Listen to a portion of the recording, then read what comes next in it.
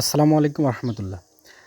গত কয়েকদিন যাবৎ আমাদের খামারের পাখিগুলো টোটালি ডিম দেওয়া বন্ধ করে দিয়েছে। এর অন্যতম কারণ হচ্ছে আমাদের পাখিগুলা ভাইরাসে আক্রান্ত হয়েছিল।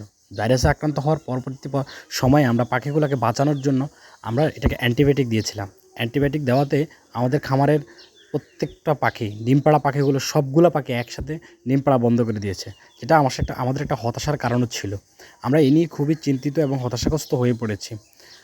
কিন্তু আমরা ডাক্তারের পরামর্শ নিয়েছি, উপজেলা প্রাণী সম্পদ অফিসে গিয়েছি, পশু হাসপাতালে গিয়েছি। সেখানে যাওয়ার পরে আমরা ডাক্তারের শরণাপন্ন হই এবং সেখান থেকে কিছু ওষুধ নিয়ে আসি, আমরা পাখিকে খাওয়াই।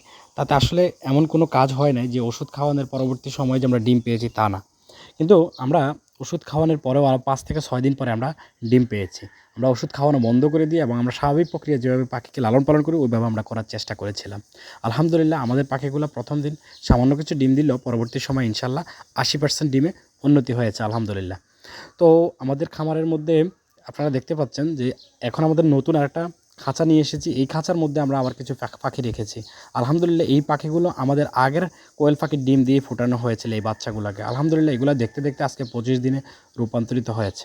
খুব শীঘ্রই আমরা আশা রাখি হয়তো ১০ থেকে ১৫ দিনের ভিতরে এই পাখিগুলোরও ডিম চলে আসবে ইনশাআল্লাহ। পাশাপাশি আমাদের ইনকিউবেটর থেকে প্রতি সপ্তাহে ডিম থেকে আমাদের এই পাখির ডিম থেকে বাচ্চা ফুটে বের হচ্ছেন। তো কিছু বাচ্চা এখনও ব্লুডিংয়ে আছে। আলহামদুলিল্লাহ আজকেও এক ব্যাচ পাখি ইনকিউবেটর থেকে বের হয়েছে। আলহামদুলিল্লাহ আমাদের খামারের পাখি আলহামদুলিল্লাহ বৃদ্ধি পাচ্ছে দিন দিন। ইনশাআল্লাহ খুব শীঘ্রই আমরা হয়তো আমাদের কাঙ্ক্ষিত লক্ষ্য ৫,০০০ পাখিতে আমরা পূরণ করতে পারবো খুব শীঘ্রই। আমাদের টার্গেট হচ্ছে আমাদের ডিমের জন্য ৫,০০০ পাখি করব ইনশাআল্লাহ। পাশাপাশি যদি কেউ পাখি নিতে চায়, আমাদের থেকে খামার শুরু করতে চায়, আমরা তাদেরকেও পাখি দেওয়ার জন্য প্রস্তুতি গ্রহণ করছি। খুব দ্রুতই আমাদের খামারে আরেকটি ইনকিউবেটর আমরা নিয়ে আসবো ইনশাআল্লাহ। আপনারা ভালো থাকবেন, আমাদের জন্য দোয়া করবেন। আসসালামু আলাইকুম রহমতুল্লাহ।